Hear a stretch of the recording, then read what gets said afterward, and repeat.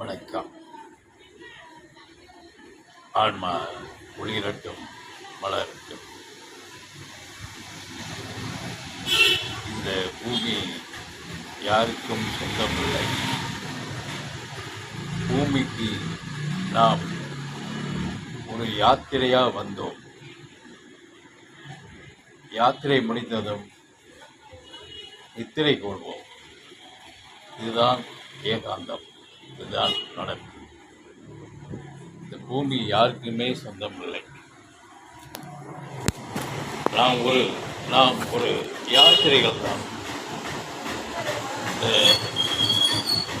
யாத்திரையாக வந்திருக்கிறோம். யாத்திரை முடிந்ததும் நித்திரை கொள்வோம், சென்று விடுவோம். இதுதான் தொடராக இருக்கிறது. இந்த அதுவரை வாழ்ந்து கொண்டுதான் இருக்கிறோம். அந்த வாழ்க்கையில்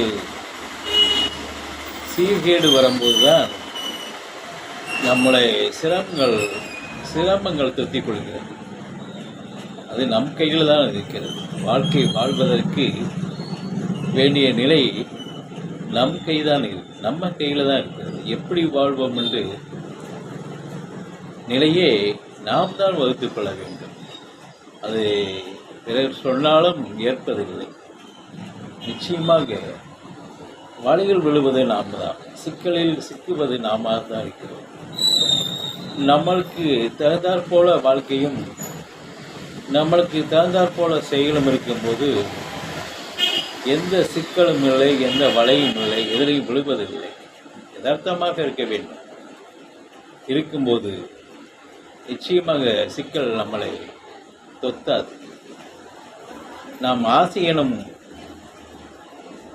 வேண்டும். ஆனால் அந்த ஆசை பேராசையாக இருந்து சில பாவ காரியங்களில் நாம் ஈடுபடும் போது அங்கேதான் சிக்கல் இருக்கிறது.